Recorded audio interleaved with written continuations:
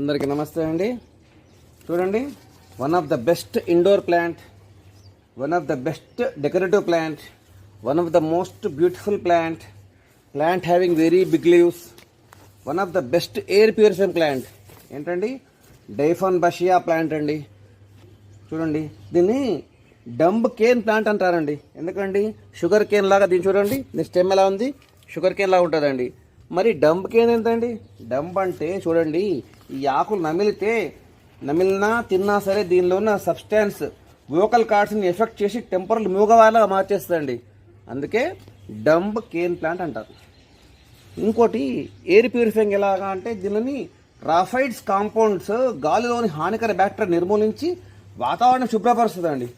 అందుకే ఈ ప్లాంట్ మీకు ఇళ్లలో ఆఫీసులు ఎక్కువ కనబడుతుంది, గుర్తుపెట్టుకోండి మీకు. అలాగే మరి దీని సైంటిఫిక్ నేమ్ ఏంటండి, డైఫాన్బషియా సెగుయిన్. అలాగే ఫ్యామిలీ అరేషియా ఫ్యామిలీ. ఓకే, మరి ఇంకోటి యాక్చువల్ ప్లాంట్ సైజ్ ఏంటంటే, దీనికి బయట అవుట్డోర్ ఇండోర్ ప్లాంట్ యాక్చువల్గా బయట పెడితే 8 to 10 feet అవుతుంది యాక్చువల్గా.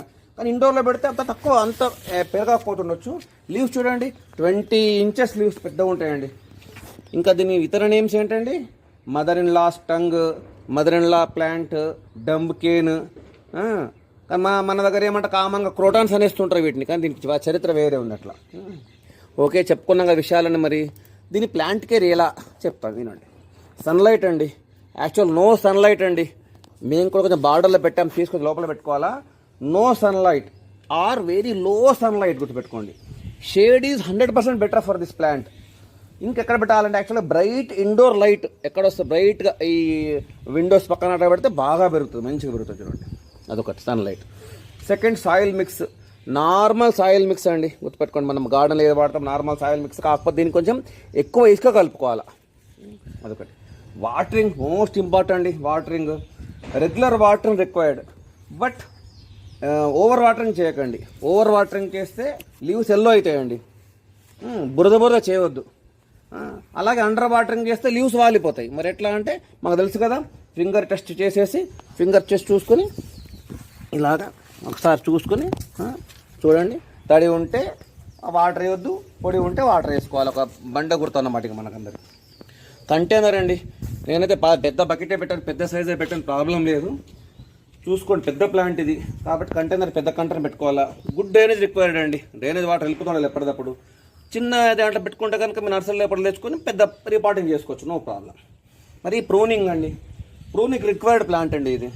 ఇది టాప్ బ్రాంచెస్ టిప్స్ కట్ చేస్తుంటే కనుక మీకు బుషిగా పెరుగుతుంది, గుర్తుపెట్టుకోండి.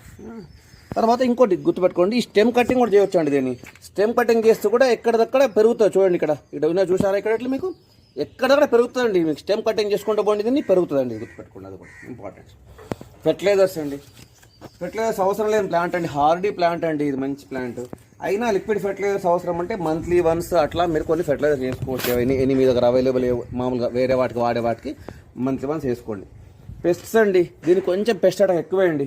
ఏమొస్తాయండి దీనికి, మెయిన్లీ స్పైడర్ మైట్స్ వస్తాయండి. దీనికి బాగా స్పైడర్ మైట్స్ వల్ల లీవ్స్ పాడవుతాయండి, స్పైడర్ మైట్స్ వల్ల. అలాగే అఫిడ్స్ వస్తాయండి.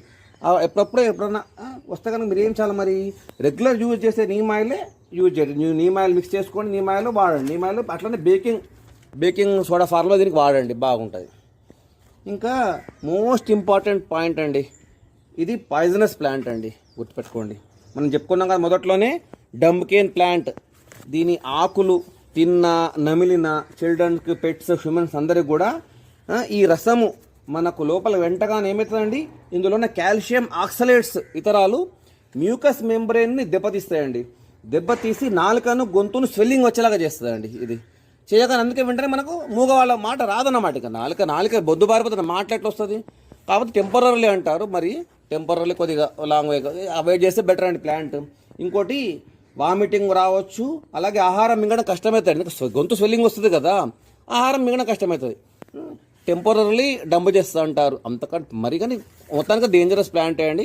చూడండి, మరీ చిన్నపిల్లలు పెస్ట్ ఉంటే అవాయిడ్ చేస్తే బెటర్, లేదా వాళ్ళు ఉంటే కనుక మనం ఎక్కడైనా పైన పెట్టుకునే బెటర్. ఈ విధంగా ఈ ప్లాంట్ గురించి విశేషాలని చెప్పాను. మీరు జాగ్రత్తగా ఈ ప్లాంట్ చూసుకొని కనుక జాగ్రత్త పెంచుకోండి, మీ గార్డెన్ గ్రీన్ చేసుకోండి. అలాగే ఈ వీడియో నచ్చితే లైక్ చేయండి, షేర్ చేయండి, బెల్ ఐకాన్ ప్రెస్ చేసి అన్ని వీడియోస్ పొందండి. Thank you.